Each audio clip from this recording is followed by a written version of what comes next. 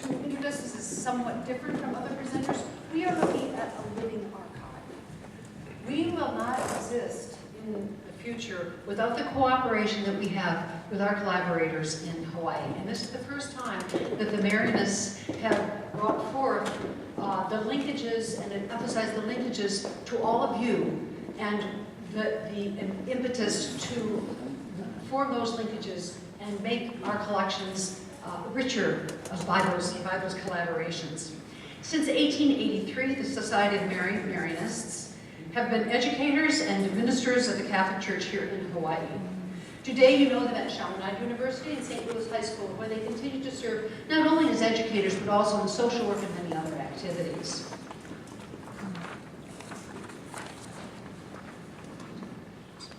Andrew?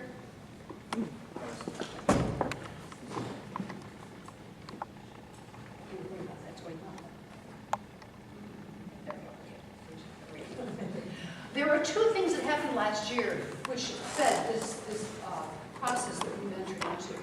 In July of 2018, and Aaron and I were both participants in this, Boston College gathered about 200 plus Catholic archivists, historian consultants, and heads of congregations. The impetus of this was to look at what are we going to do about congregations and orders which are going to close, and what will happen to their records. And some of these congregations have been active for hundreds of years, have contributed to the areas that they've been active in, which would include Hawaii. The second thing that happened, and Art McKay had been researching with us for 2 years, 2017, 2018, on our Bertram Bellinghausen glass negative collection, which is one of our prized treasures.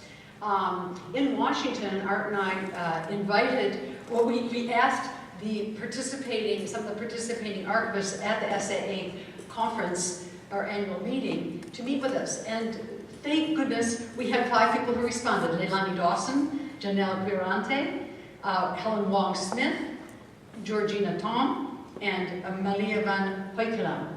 With their encouragement and their enthusiasm, we sat down and we said, you know what, we need to go to Hawaii. We will be welcomed there, and we can do some good. So that's why we are here. What happened for me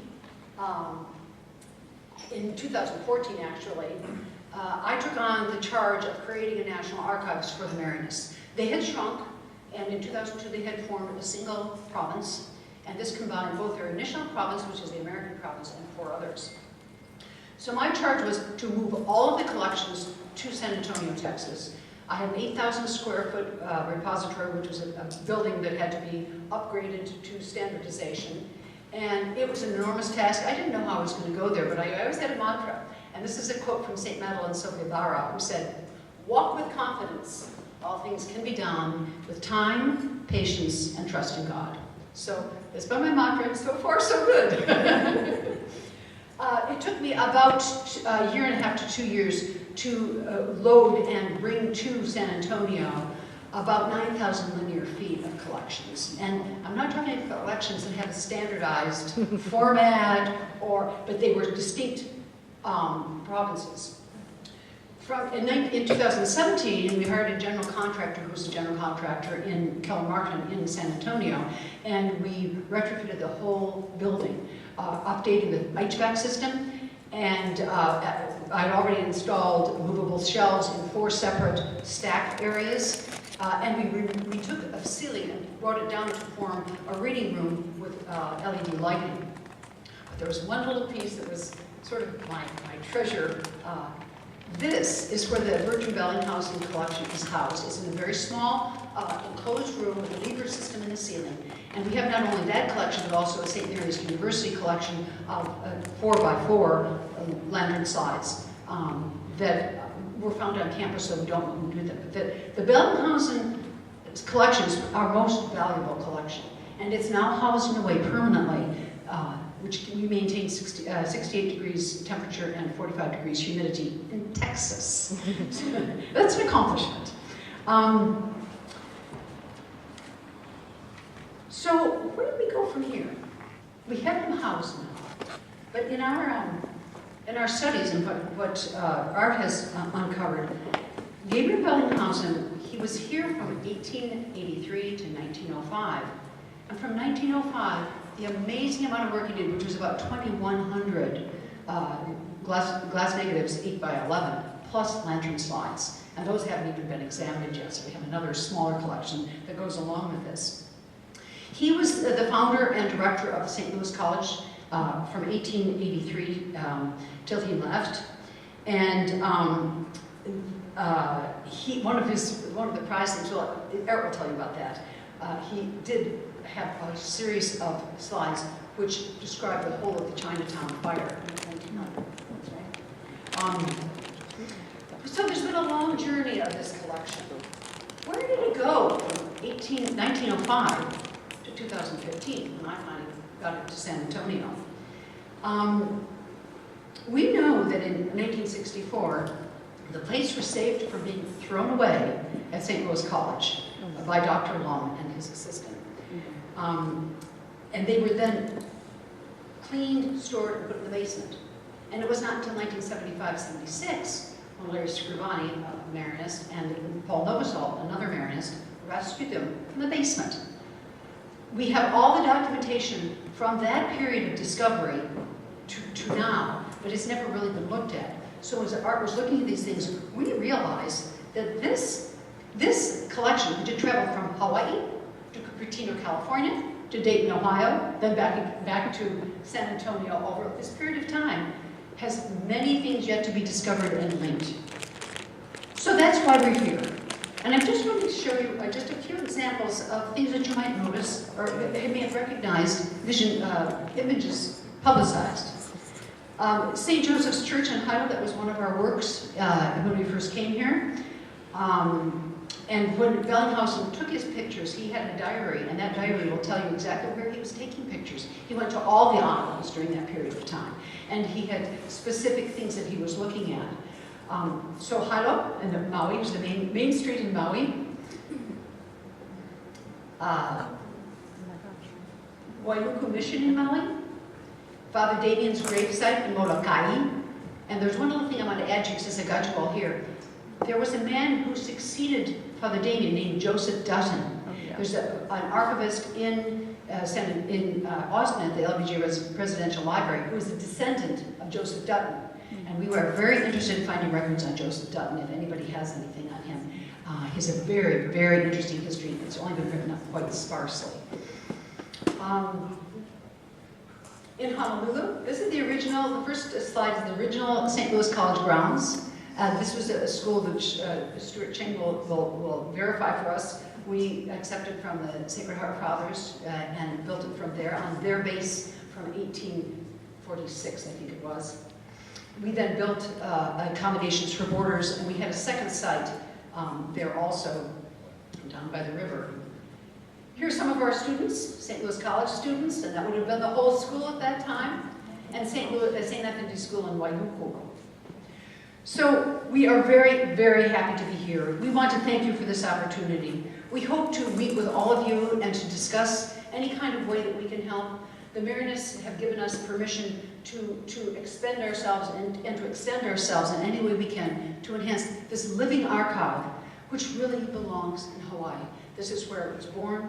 Bertrand Bellinghausen was its creator. Let's bring it alive and share it. There's one little project I'd like to do, but just take 2 more minutes. Thank you, 2 more minutes. Hey, time to write. I have access to B-Press and an e-repository at the University of Dayton. We would like to put up an electronic exhibit of all the portions of these collections, where they are, who's holding them, contact information, and a description of each collection so that people will know, oh, I'm interested in a school on X Island. Where do I go? So you can go to one site, and this will be shared with any university because it's a B-Press e-repository, that it will be available nationwide. Bringing Hawaii, its linkages to us on the mainland, to the religious missionaries who were here for many, many years, made contributions, and may be disappearing now. Let's bring them alive. Let's do it together. Thank you.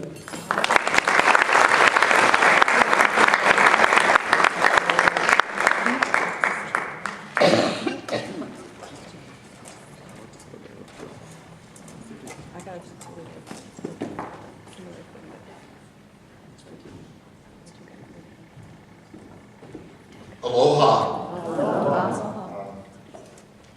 This is a privilege to be here. You live here, maybe you're used to Hawaii and all its beauty and glory.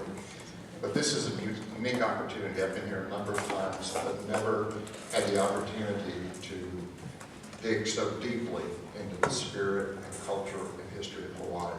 So I hope I can bring to you additional knowledge that I have gained, and will gain even more, I hope, with your help, with the Bertram collection. So what I want to do first is thank both Adam and Robert for giving me a great transition when we talk about chain of custody and the problem of possible loss or destruction of archival records. I'm not an archivist, okay?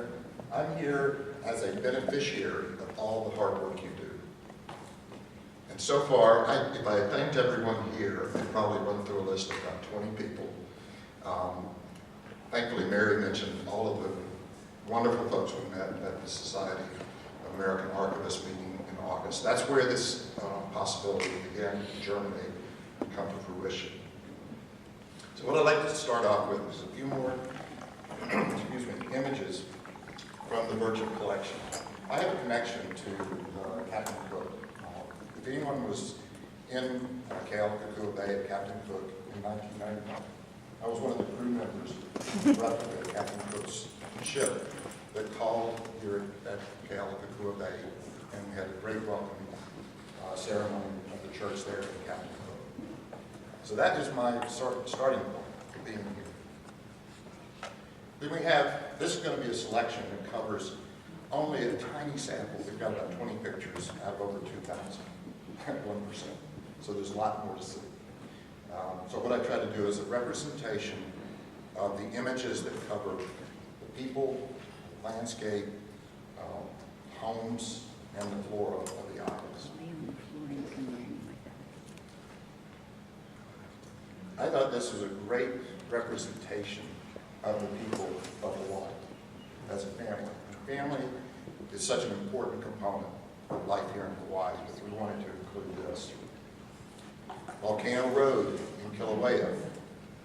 And it's not such an old picture, really, when you look at what's been happening here in the last few months. But this is what it looked like in the 1880s to 1890s. And then Kilauea Volcano, it looks very different now because of the recent activity. But again, this, if you notice on the photograph, you see an attribution Bertram. And in some cases, you'll see the date, which is 1893 in this case. And I love these images to take us back in time before everyone showed up and to see what the land looked like. Excuse me. Did it jump? Okay. Some beautiful architecture, some beautiful homes, in this case, Princess Kealani in Waikiki. The tiki carvings represent much of the spirit and history of Hawaii. Unfortunately, as I'm trying to find the right word, outsiders came to Hawaii, some of them were defaced and destroyed. Fortunately, we have a large number of images to recapture what they look like.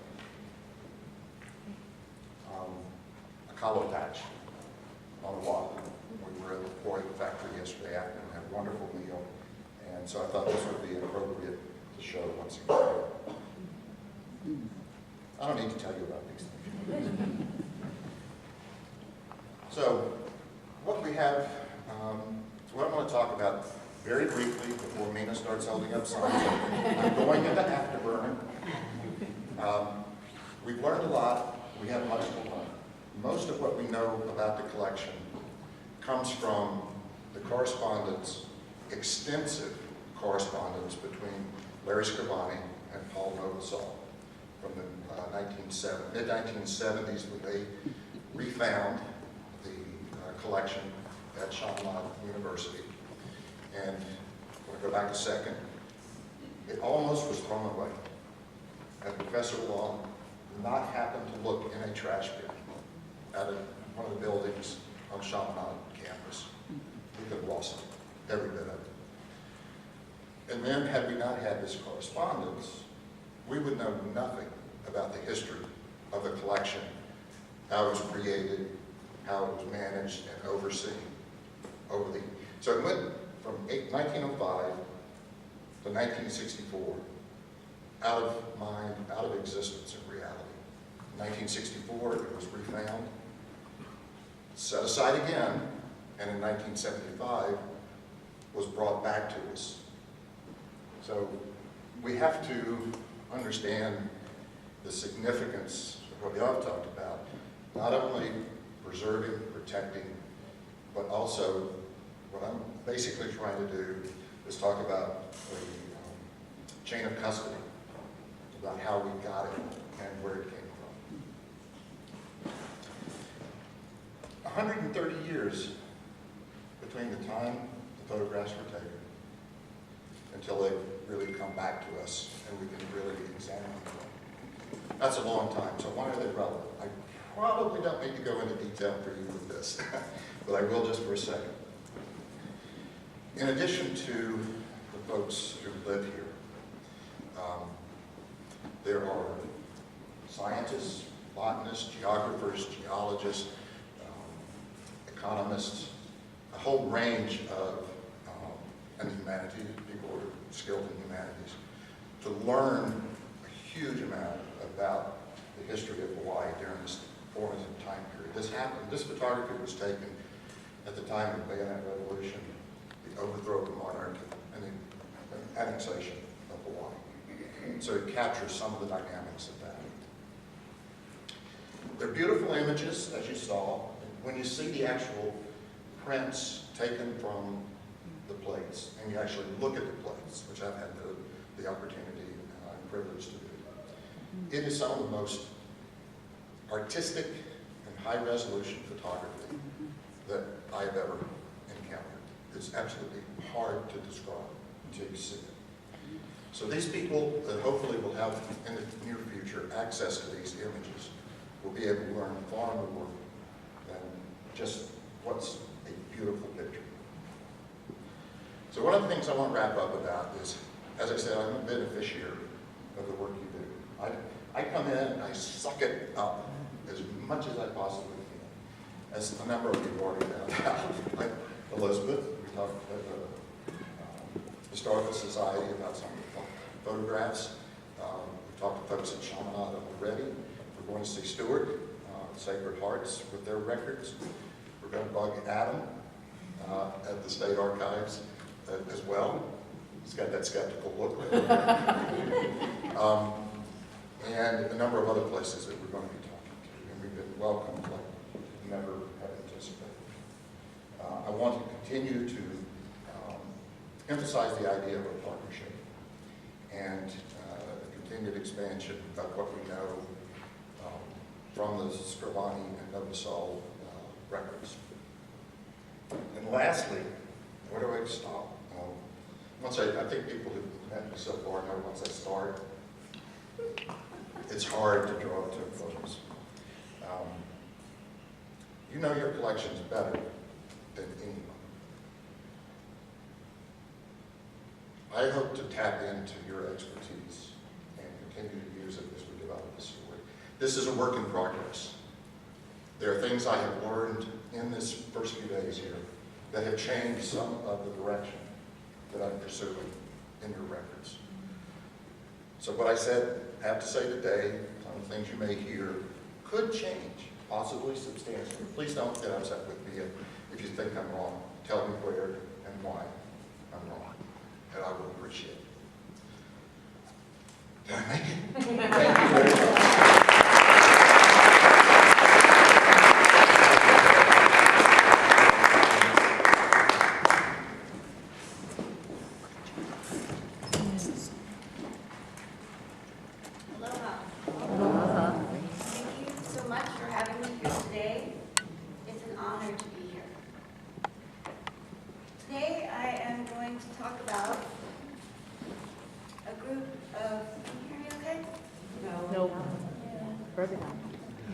that all right? Better?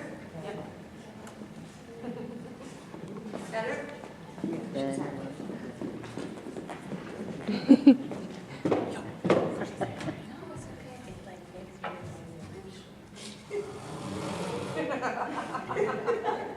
How's that?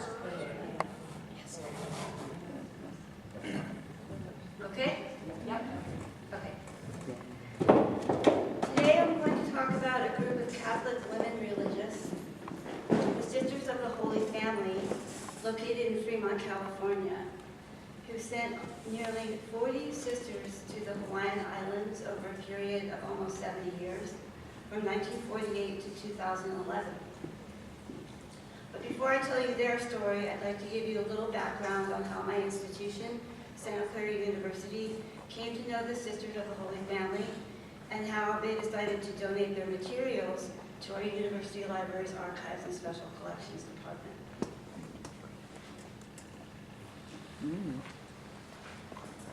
If you're not familiar with Santa Clara University, it was founded in 1851 by the Society of Jesus as Santa Clara College and is California's oldest operating institution of higher learning. It was established on the grounds of Mission Santa Clara de Assis, the 8th of the original 21 California missions. The college originally operated as a preparatory school and did not offer courses of collegiate rank until 1853. For 110 years, Santa Clara was an all-male school. In 1961, women were accepted as undergraduates, and Santa Clara University became the first coeducational Catholic university in America. I've worked as the university archivist at SCU for almost 9 years. And ANSC houses the original research materials held by the university library, including the historical records and scholarly output of our faculty, as well as the rare books and other research collections acquired to support our university's mission. In 2014, in conversation with one of our Jesuit religious studies faculty, we established a new collection focused on women in religion, with a special emphasis on women religious congregations in the West. We learned through our conversations with local congregations in California that there is not currently a designated repository for women religious archives in the West. Although we discovered that some of our national orders, such as the Dominican and Franciscan federations, are having conversations about relocating regional archives to a central repository, as Mary spoke of, there are a number of smaller orders whose populations are declining or who are actively preparing for completion, who are not attached to national orders or don't have a parent institution such as a school or a hospital to whom they can transfer their records. They are orphan collections, in a way, and most at risk for loss. In 2015, we received our first donation of materials of a prominent woman religious, Dr. Sandra M. Schneider's, IHM. And although Sandra's mother house is located in Monroe, Michigan, she has done the bulk of her work as a religious and as a scholar on the West Coast at the Jesuit School of Theology in Berkeley. Given the geographic specificity of her work, it made sense to Sandra and to us, luckily, that her collection should live at STU.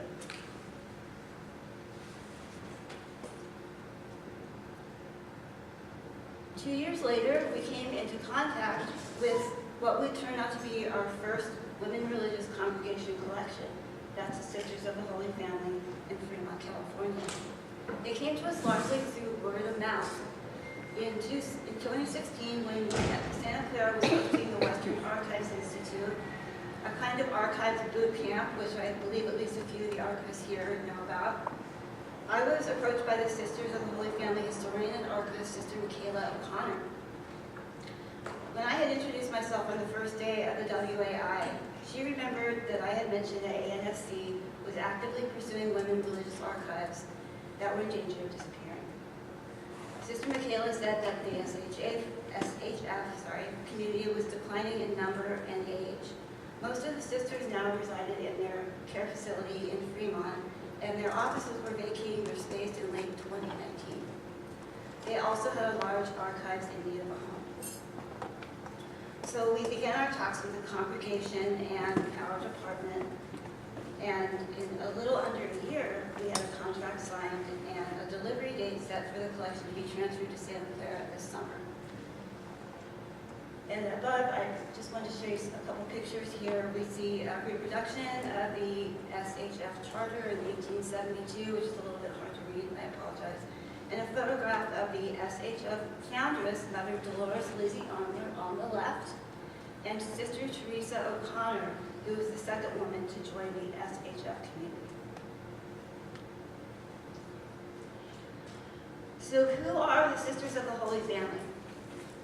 They are a long-standing community of Roman Catholic women religious who have devoted their lives in mission and service. Since 1872, the congregation has played a significant role in advocating for underrepresented communities in the San Francisco Bay Area and other regions throughout the West. SHF ministries have primarily focused on childcare, religious education, and other assistance for low-income families, reaching as far as the Hawaiian Islands, Utah, Nevada, and Alaska. Through their daily life and work, the sisters have created a variety of records documenting these activities, which have been preserved and organized by Sister Michaela O'Connor into an archival collection with rich potential for historical and genealogical research. And the pictures here represent the Sisters of the Holy Family Rescue Tent that was erected after the 1906 earthquake in San Francisco. And then a picture of Sister Teresa in later years wearing the, they called it their outdoor habit. It was actually modeled after the fashions at the time, the women's fashions at the time in San Francisco. The idea being that they could blend in more easily with the population.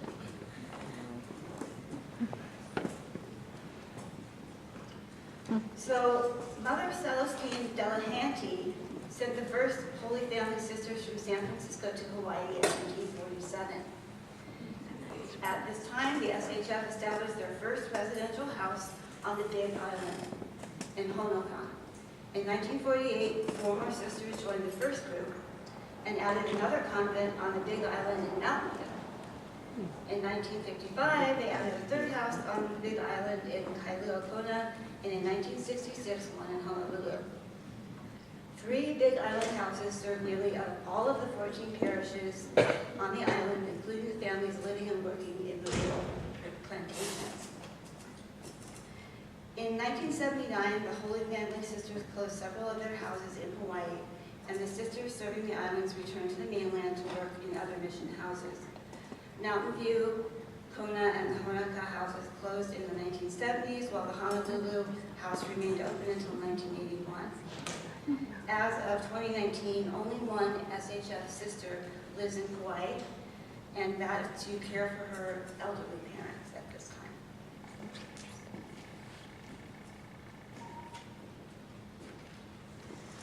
While we don't have time today, obviously, to talk about the entire SHF collection, I will tell you that it is approximately 350 linear feet, about 25 linear feet of which are materials related to the sisters' time in the Hawaiian Islands.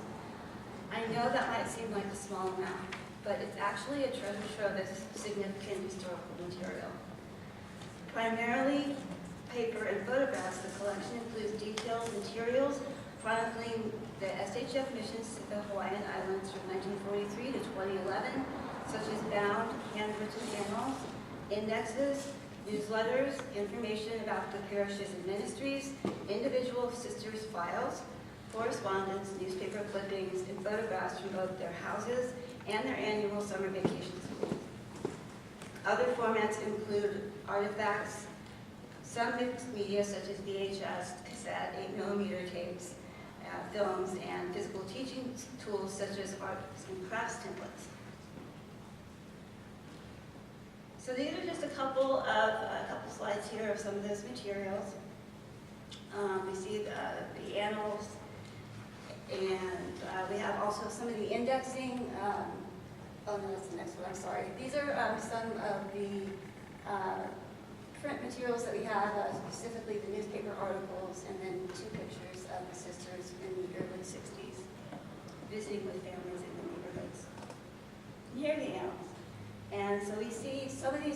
might be a little bit difficult to see, but some of them are actually the indexes that Sister Michaela painstakingly created herself, handwritten, of course, at first, and then she actually typed them all up as well.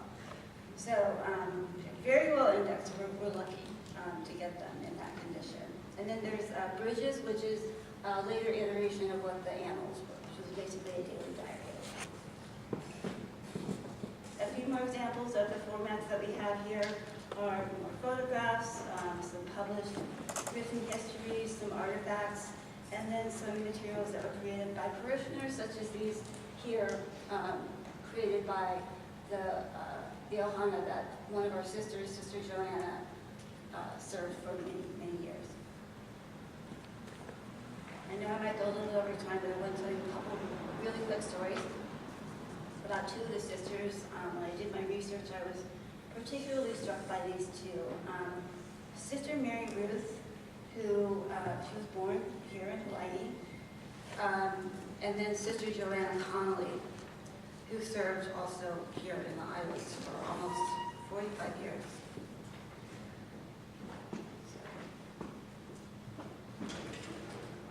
So Sister Mary Ruth was born in Kohala on the big island of Hawaii in 1933.